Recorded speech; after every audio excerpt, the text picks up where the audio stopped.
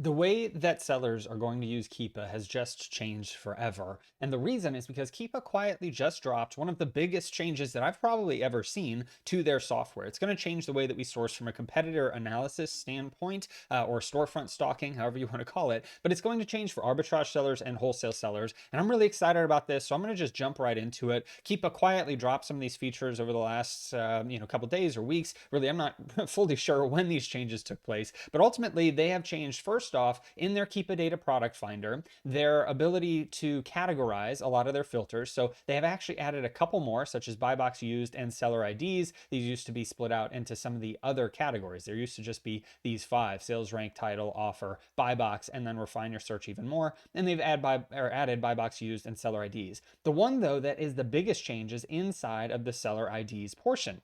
So now I just took a random seller from the Amazon, from an Amazon product, and I pasted their seller ID into here. Now with this, you can see that there's 204 products that Keepa pulls back that's currently in stock for this particular seller. But if I click on include historical offers, that now goes up to 11,504 products. So Keepa is no longer just showing the products that's currently in a seller storefront. They're also showing all of the historical offers that that seller has ever had in their storefront. So if I were to click into here and I just take a look at this one seller and I click on find products, just the 204, I could see these are the different brands, and I could go out and I could do a reverse search for them. I could download or export this list of ASINs and upload them into a sourcing tool such as Nepedo, Arbisource, Arbitrage Hero, whatever it is, Tactile Arbitrage, whatever it is that you want to use, you can have it do that. Now, if I go back to the advanced filter and instead click on include historical offers, I now can have 11,000 different ASINs that I can upload and storefront stock, and I can see all of these different historical offers that they've had. This is going to change the way that you storefront stock moving forward, because you're no longer just looking at the 200 products that this seller has sold, you're looking at the 11,000 products that this seller has sold. So from an arbitrage perspective, storefront stocking just got a lot easier, because now I can go in here, I could export up to 5,000 rows at one time. Now, if you're going to export a bunch of ASINs, it's going to use your Keepa quota. I had a 99% Keepa quota before I started this. Once this exports or gets 5,000 different ASINs, it's probably going to drop it down to 75 to 80%, depending on how much of the quota that it's actually going to use. But, this is going to change the game, because you're no longer just looking at the active products. You can also storefront stock somebody's old historical products. So from an arbitrage perspective, that's great. From a wholesale perspective, this is great too, because now you can see all of the past products that they've sold. So you can potentially find new distributors for those products. You can potentially reach out to those brands to look for exclusives. You can look at so many different things. And so I'm pumped about this. Now, you may not be able to see it on the screen here. I'll move my video there. My quota went down to 74% from the 99% that I had prior. So it does use quite a lot if you're going to export 5,000. But I can simply just export this, only the ASINs, the CSV, and then I can just do a reverse search. So I'm going to run this through all three of these because I have access to them. So I'm going to use Nepedo Master Search, and I'm going to import this file. And let me get this one. Now, I'm going to let this file go ahead and upload. I'm also going to do the same thing here with Arbisource, so we can just see the difference between all of these different files that are all these different sourcing tools, so we can see what kind of pulls back. So I'm going to start that scan. I'm going to go into Arbitrage Hero, and I'm going to do the same exact thing with the file upload here. And let me make sure that I upload the correct one. And there we go. And so now that I'm uploading this, we can just see all of the different products that come through from exporting this one seller's historical ASINs. And again, this is just from an arbitrage perspective. So while Nepedo is still thinking, there's 2 minutes left, or it takes about 2 minutes for Nepedo to work. Arbisource starts working as well. It usually takes a few minutes for it to pull from its database. And then Arbitrage Hero, a lot of times can be a little bit quicker, but it just depends on the tool. But the reason this is so powerful, if I come back here, and we take a look at the advanced filter. Not only, I just pulled all of the ASINs, but you could come up into here and say, all right, I actually want to take a look at all of their historical ASINs and look at the offer count. So let's say that I want to see anything with over 3 sellers on average. Let's see what those 11,000 products go down to. So now we have 5,952 products that have over 3 sellers on them. So maybe, the other 6,000 or so products actually don't have sellers on them anymore. Maybe they're out of stock. Maybe they don't exist anymore. Who knows? But there are 5,952 products that have over 3 sellers on them. I can also go up here and say I want to see anything with a sales rank of under 250,000 and just, do that. It helps if you type it properly. 250,000 over this period.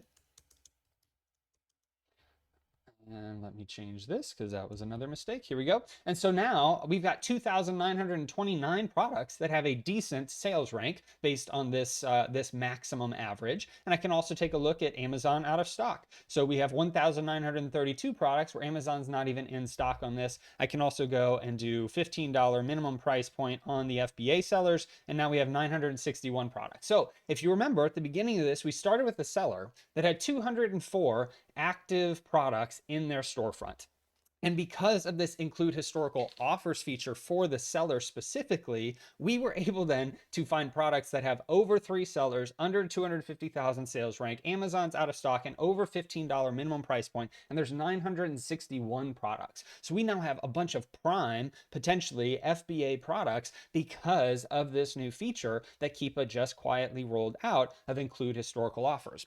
Now, you may realize or know that Keepa has had for a long time the include historical offers field under a particular ASIN. So if I were to look at this and click on find products, we could simply click under the ASIN once this loads. I'll just open this up and take a look at the data here. And I can look at the offers tab and click on include historical offers. And it pulls back all of the sellers that have been on this listing. So right now we've got 3 total sellers on the listing. If I were to click on include historical right over here, we're going to most likely jump straight up. We've had 188 sellers. But what this new change does is it's not pulling the historical offers on an ASIN. It is pulling all of the historical ASINs on a seller. This is huge, and it's going to change the way that we source, because now if I'm storefront stalking a certain competitor, I'm not going to pull back 200 items. I'm going to pull back 10,000 items, or I'm going to pull back the 961 products that are prime for what I actually want to sell. Massive, massive change here. I'm really pumped for it. Now, if I take a look at Nepedo and I export their results, let's see how many different products came back just from using Nepedo. Looks like we've got just on Nepedo. Wow. Let me show you this. We have 406 different ASINs. Now, some of these may be different variations or sizes, but these ASINs are tied to a storefront. 406 because we're able to pull back 5,000 ASINs from an arbitrage looking competitor. All right, so Nepedo found us 406. Let's see, what did Arbisource find us, if it's still, or if it's done. Arbisource found us 159 results that are actually within my own filters that are inside the tool. There's actually 3,000 matching products with Arbisource, but they found us 159. I could simply just go into here and view all of the different results from this, and we can look at the best ones where we can purchase this from Walmart, make 149% return on investment, and just use this for our sourcing. This is huge. Now, with the reverse sourcing as well, we can just simply take a look, and if I go back here to the scans, we can see all of the different ASINs that it brought, but I can also download this scan and pull back all of the different results from Arbisource, which is a new feature from them, by the way, and I'm pumped about it because it didn't exist a while back. But we can take a look at all of the different products, the 159 that actually met my criteria and my filters on Arbisource.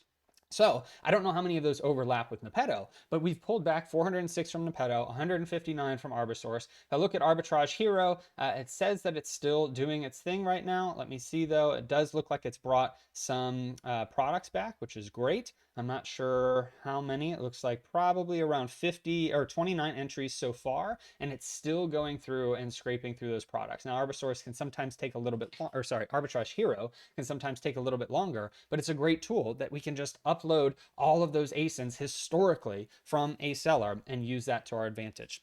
Now, additionally, if we were to be able to use this from a wholesale perspective, let's say we found a perfect wholesale type of a product, we could go into a seller's storefront and just run all of the ASINs there and then look up each one of those brands. We can use the brands, we can find distributors and look at all of their old different products that they've sold over the years. Now, this is great. This is going to change everything for sellers from a storefront stalking perspective, reverse sourcing, all of this. I'm really pumped for this, and you will be seeing much more content from me me on how you can use this in your business as I play around with it and I see how to use it. This was just, hey, I saw this new feature. I wanted to make this video as quickly as possible so that way you could have this information.